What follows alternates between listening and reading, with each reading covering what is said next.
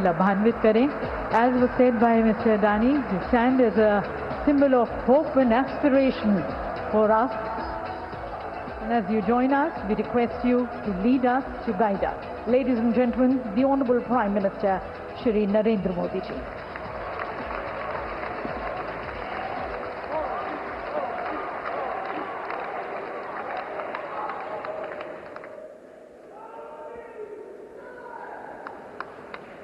राजस्थान के राज्यपाल श्री हरिभाऊ बागड़े जी, यहाँ के लोकप्रिय मुख्यमंत्री श्री भजनलाल जी शर्मा, राजस्थान सरकार के मंत्रीगण, सांसदगण, विधायकगण, इंडस्ट्री के साथी, विभिन्न एम्बेसडर्स, दूतावासों के प्रतिनिधि, अन्य महानुभाव, देवी और सज्जनों, राजस्थान की विकास यात्रा में आज एक और अहम दिन है. देश और दुनिया से बड़ी संख्या में डेलीगेट्स, इन्वेस्टर्स यहां पिंक सिटी में पधारे हैं. यहां उद्योग जगत के भी अनेक साथी मौजूद हैं. राइजिंग राजस्थान समिट में आप सभी का अभिनंदन है.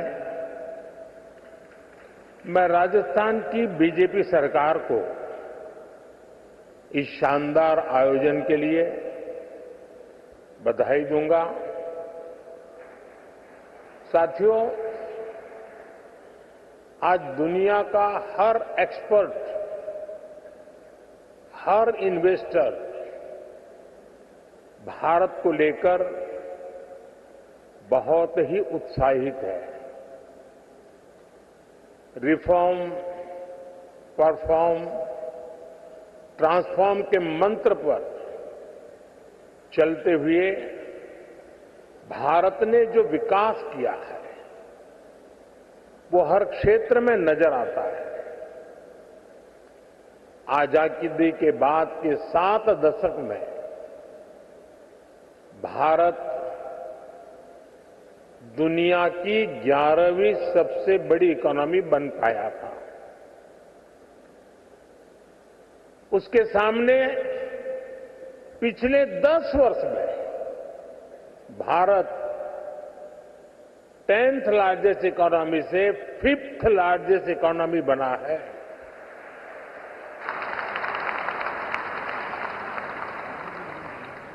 बीते 10 वर्षों में भारत ने अपनी इकोनॉमी की साइज करीब करीब डबल किया है. बीते 10 वर्षों में भारत का एक्सपोर्ट भी करीब करीब डबल हो गया है. 2014 से पहले के दशक की तुलना में बीते दशक में एफडीआई भी 2 गुना से अधिक हुआ है. इस दौरान भारत ने इंफ्रास्ट्रक्चर का खर्च करीब 2 ट्रिलियन रुपए से बढ़कर 11 ट्रिलियन तक पहुंचा दिया है. साथियों, डेमोक्रेसी, डेमोग्राफी, डिजिटल डेटा और डिलीवरी की पावर क्या होती है, ये भारत की सफलता से पता चलता है. भारत जैसे डाइवर्स देश में डेमोक्रेसी इतनी फल फूल रही है, इतनी सशक्त हो रही है, ये अपने आप में बहुत बड़ी उपलब्धि है. डेमोक्रेटिक रहते हुए मानवता का कल्याण, ये भारत की फिलॉसफी के कोर में है। ये भारत का मूल चरित्र है।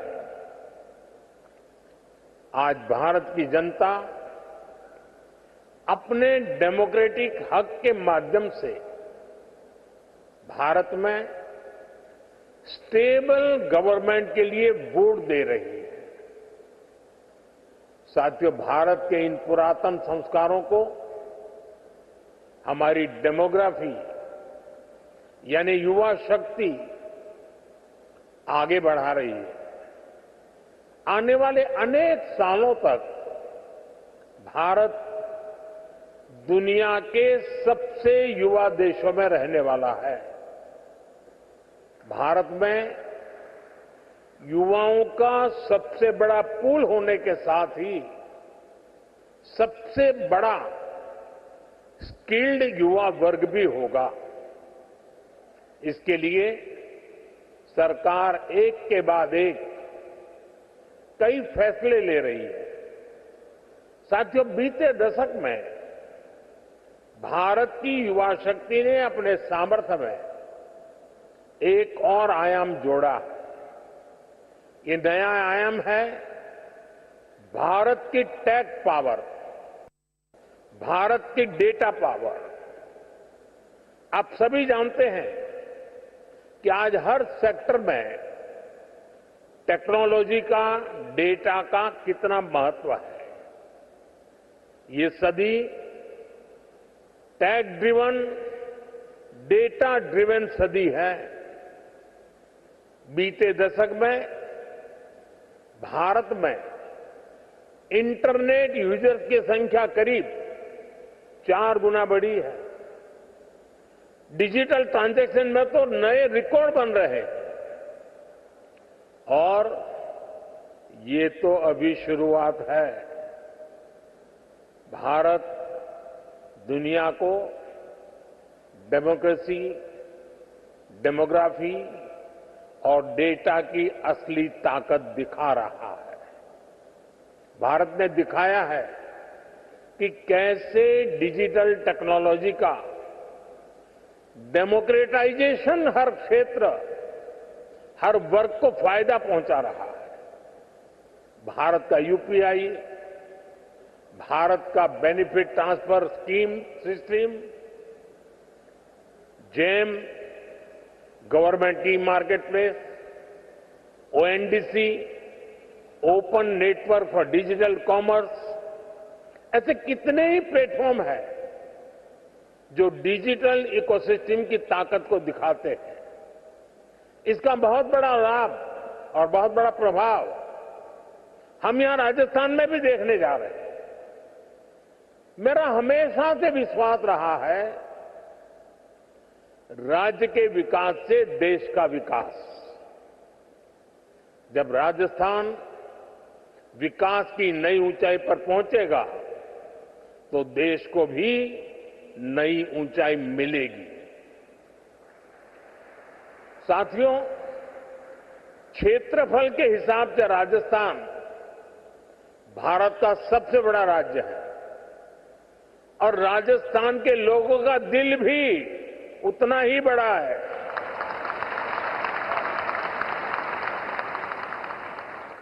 यहां के लोगों का परिश्रम, उनकी ईमानदारी, कठिन से कठिन लक्ष्य को पाने की इच्छा शक्ति,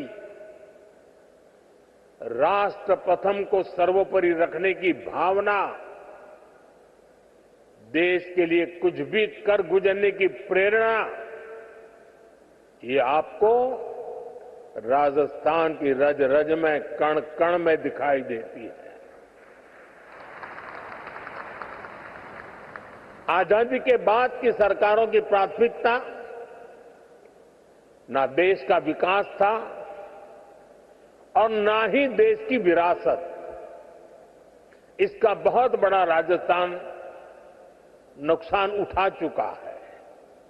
लेकिन आज हमारी सरकार विकास भी, विरासत भी, इस मंत्र पर चल रही है और इसका बहुत बड़ा लाभ राजस्थान को हो रहा है। साथियों, राजस्थान राइजिंग तो है ही, रिलायबल भी है।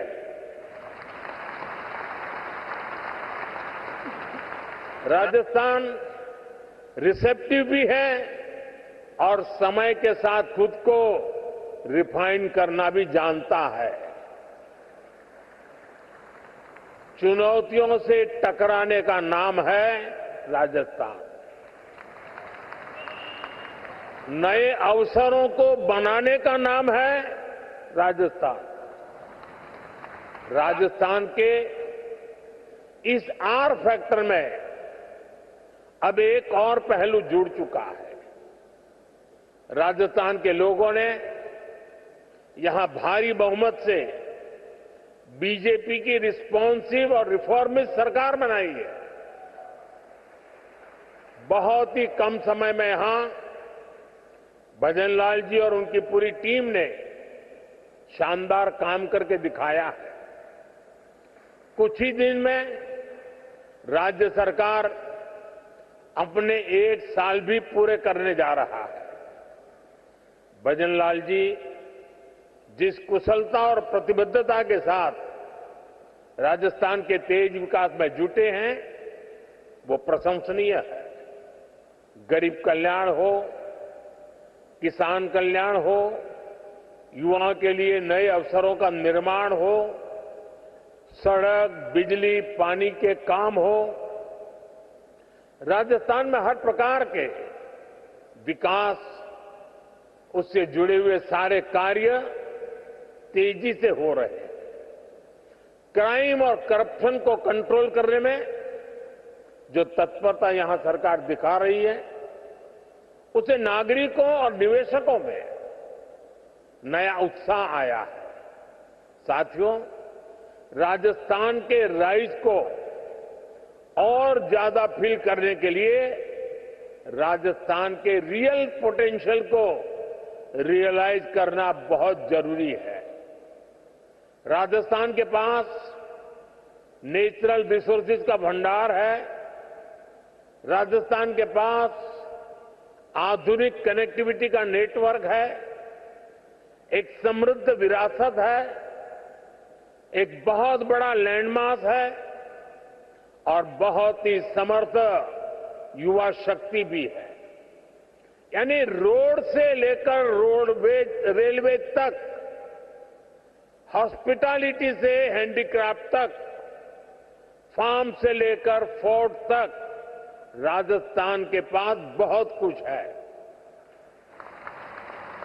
राजस्थान का ये सामर्थ्य राज्य को इन्वेस्टमेंट के लिए बहुत ही एट्रैक्टिव डेस्टिनेशन बनाता है।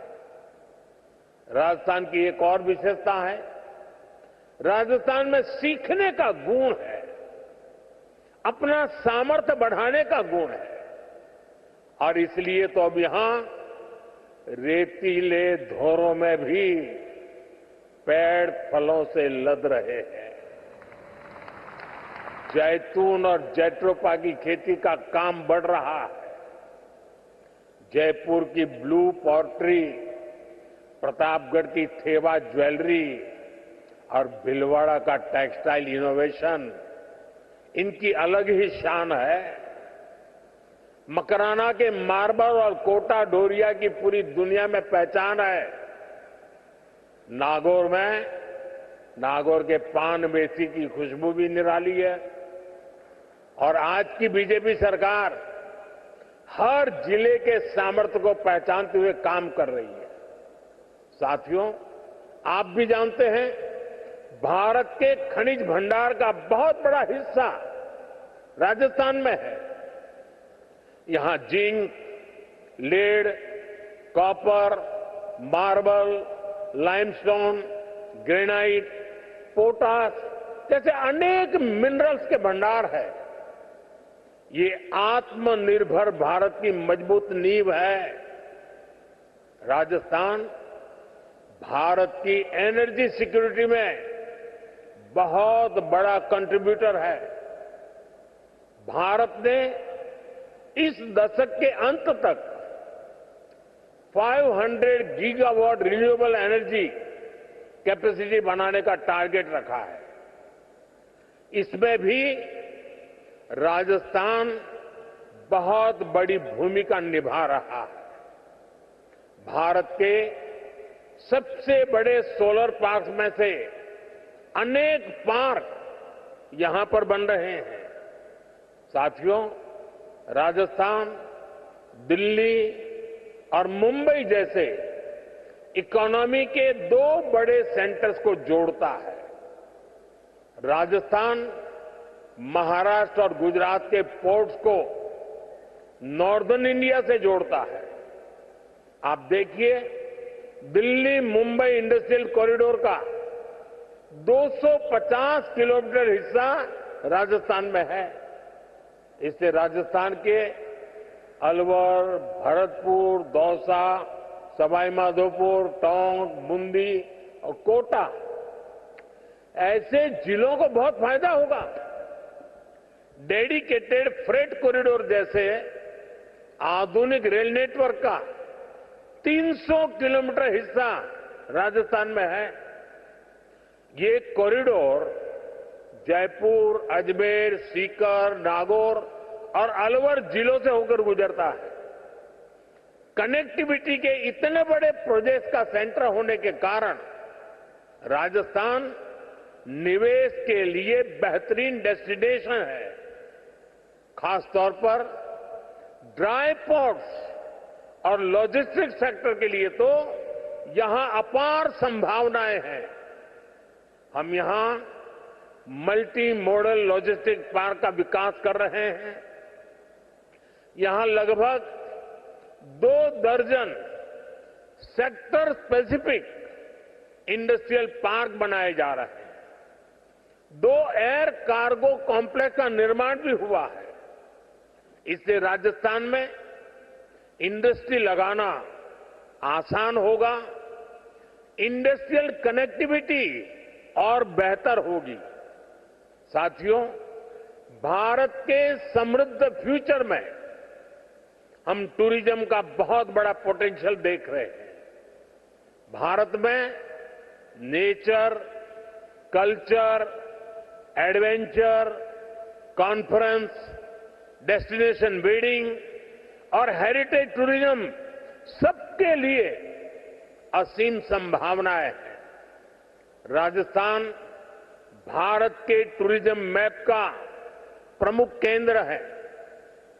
यहां इतिहास भी है, धरोहरें भी हैं, विशाल मरुभूमि और सुंदर झीलें भी हैं। यहां के गीत, संगीत, खान पान, उसके लिए तो जितना कहे उतना कम है। टूर, ट्रैवल और हॉस्पिटैलिटी सेक्टर को जो चाहिए वो सब राजस्थान में है। राजस्थान दुनिया के उन चुनिंदा स्थानों में से एक है जहां लोग शादी ब्याह जीवन के पलों को यादगार बनाने के लिए राजस्थान आना चाहते हैं। राजस्थान में वाइल्ड लाइफ टूरिज्म का भी बहुत अधिक स्कोप है। रणथंभौर हो, सरिस्का हो, मुकुंदरा हिल्स हो, केवला देव हो, ऐसे अनेक स्थान हैं जो वाइल्ड लाइफ को पसंद करने वालों के लिए स्वर्ग है।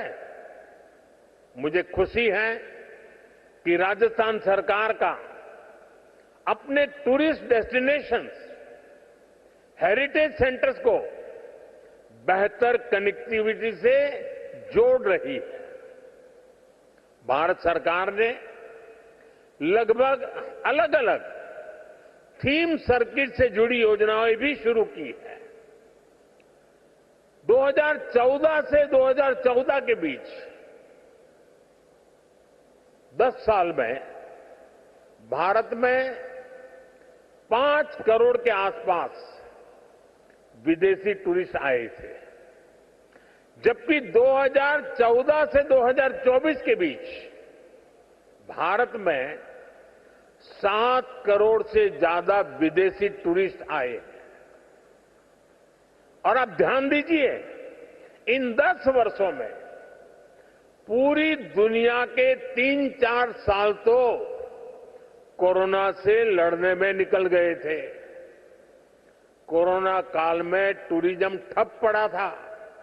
इसके बावजूद भारत में आने वाले टूरिस्ट की संख्या इतनी ज्यादा बढ़ी है। भारत ने अनेक देशों के टूरिस्ट को ई वीजा की जो सुविधा दी है, उससे विदेशी मेहमानों को बहुत मदद मिल रही है। भारत में आज डोमेस्टिक टूरिज्म भी नए रिकॉर्ड बना रहा है। उड़ान योजना हो, वंदे भारत ट्रेनें हो, प्रसाद स्कीम हो, इन सभी का लाभ राजस्थान को मिल रहा है। भारत के वाइब्रेंट विलेज जैसे कार्यक्रमों से भी राजस्थान को बहुत फायदा हो रहा है। मैंने देशवासियों से मेड इन इंडिया का आह्वान किया है। इसका फायदा भी राजस्थान को होना तय है।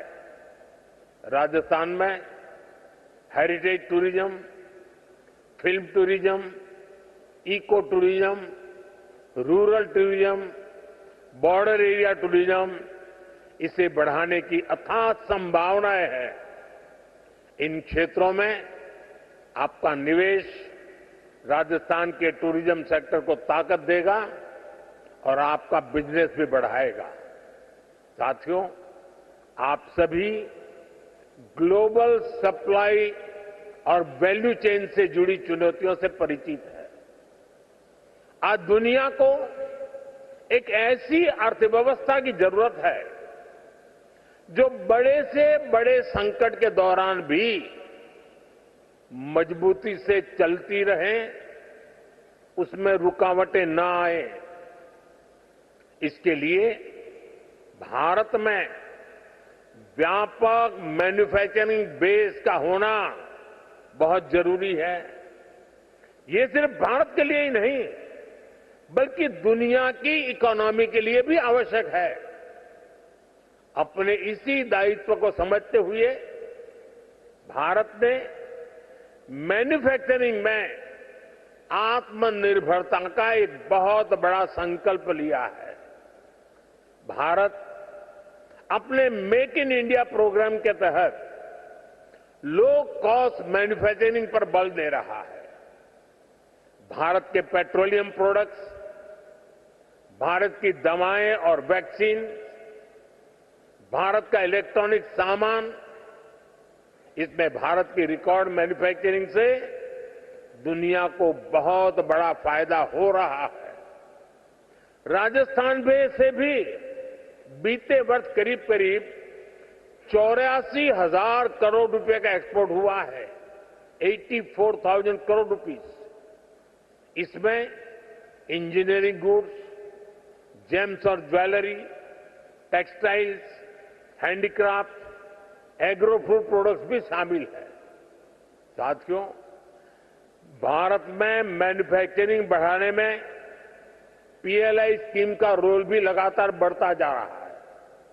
आज इलेक्ट्रॉनिक्स, स्पेशलिटी स्टील, ऑटोमोबाइल्स और auto components, solar PV, pharmaceutical drugs, इन सेक्टर्स में बहुत अधिक उत्साह है।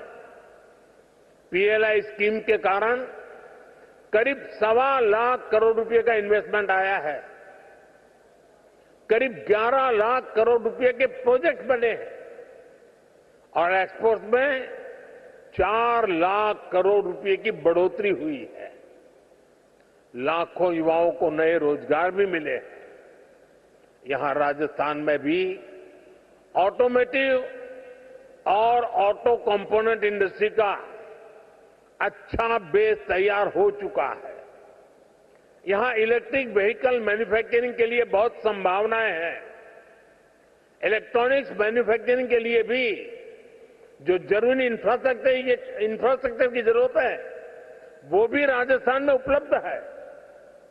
मैं सभी निवेशकों से आग्रह करूंगा, इन्वेस्टर से आग्रह करूंगा, राजस्थान के मैन्युफैक्चरिंग पोटेंशियल को भी जरूर एक्सप्लोर करें। साथियों, राइजिंग राजस्थान की बहुत बड़ी ताकत है एमएसएमईज। एमएसएमईज के मामले में राजस्थान भारत के टॉप 5 राज्यों में से एक है। यहां इस समिट में एमएसएमईज पर अलग से एक कॉन्क्लेव भी होने जा रहा है। राजस्थान के 27 लाख से ज्यादा छोटे और लघु उद्योगों में काम करने वाले 50 लाख से ज्यादा लोग राजस्थान के भाग्य को बदलने का सामर्थ्य रखते हैं। मुझे खुशी है कि राजस्थान में नई सरकार बनते ही कुछ ही समय में नई एमएसएमई पॉलिसी लेकर आ गई। भारत सरकार भी अपनी नीतियों और निर्णयों से एमएसएमईज को लगातार मजबूत कर रही है। भारत के एमएसएमईज सिर्फ भारत ही नहीं बल्कि ग्लोबल सप्लाई और वैल्यू चेन को सशक्त करने में बड़ी भूमिका निभा रहे हैं। हमने कोरोना के दौरान देखा, जब दुनिया में फार्मा से जुड़ी सप्लाई चेन क्राइसिस में आ गई तो भारत के फार्मा सेक्टर ने दुनिया की मदद की। ये इसलिए संभव हुआ क्योंकि भारत का फार्मा सेक्टर बहुत मजबूत है। ऐसे ही हमें भारत को बाकी प्रोडक्ट्स की मैन्युफैक्चरिंग का बहुत स्ट्रांग बेस बनाना है और इसमें हमारे एमएसएमईज का बड़ा रोल होने जा रहा है। साथियों, हमारी सरकार ने एमएसएमईज की परिभाषा बदली है ताकि उन्हें ग्रोथ के और अधिक अवसर मिल सके। केंद्र सरकार ने करीब 5 करोड़ एमएसएमईज को फॉर्मल इकोनॉमी से जोड़ा है। इससे इन उद्योगों के लिए एक्सेस टू क्रेडिट आसान हुआ है। हमने एक क्रेडिट गारंटी लिंक्स स्कीम भी चलाई है। इसके तहत छोटे उद्योगों को करीब 7 लाख करोड़ रुपए की मदद दी गई है। बीते दशक में एमएसएमईज के लिए क्रेडिट फ्लो 2 गुना से अधिक बढ़ चुका है। साल 2014 में जहां ये करीब 10 लाख करोड़ रुपए होता था, आज ये 22 लाख करोड़ रुपए से ऊपर जा चुका है। इसका राजस्थान भी बहुत बड़ा लाभार्थी रहा है। एमएसएमईज की ये बढ़ती ताकत राजस्थान के विकास को एक नई ऊंचाई पर ले जाएगी। साथियों, हम आत्मनिर्भर भारत के नए सफर पर चल चुके हैं। आत्मनिर्भर भारत का अभियान, ये विजन ग्लोबल है और उसका इंपैक्ट भी ग्लोबल है। सरकार के स्तर पर हम whole of the government approach के साथ आगे बढ़ रहे हैं। इंडस्ट्रियल ग्रोथ के लिए भी हम हर सेक्टर, हर फैक्टर को एक साथ बढ़ावा दे रहे हैं। मुझे पूरा भरोसा है कि सबका प्रयास की यही भावना विकसित राजस्थान बनाएगी, विकसित भारत बनाएगी। साथियों, यहां देश और दुनिया से अनेक डेलीगेट्स आए हैं। बहुत सारे साथियों की ये पहली भारत यात्रा होगी। हो सकता है राजस्थान की भी उनकी पहली यात्रा हो। आखिर मैं यही कहूंगा, स्वदेश लौटने से पहले आप राजस्थान को, भारत को जरूर एक्सप्लोर करें। राजस्थान के रंग बिरंगे बाजारों का शॉपिंग एक्सपीरियंस, यहां के लोगों की जिंदा दिली, ये सब कुछ आप कभी भी नहीं भूलेंगे। एक बार फिर सभी निवेशकों को राइजिंग राजस्थान के संकल्प को, आप सभी को बहुत बहुत शुभकामनाएं। धन्यवाद। बहुत बहुत धन्यवाद माननीय प्रधानमंत्री जी। आपका मार्गदर्शन निस्संदेह हमारे निवेशकों, उद्यमियों, नीति निर्माताओं के लिए एक मार्गदर्शक के रूप में काम करेगा, जो राजस्थान को विकास और समृद्धि की नई ऊंचाइयों पर लेकर जाएगा। बहुत बहुत धन्यवाद प्रधानमंत्री जी, हमारे प्रवासी राजस्थानियों से भी अपनी मन की बात कहने का। धन्यवाद प्रधानमंत्री जी।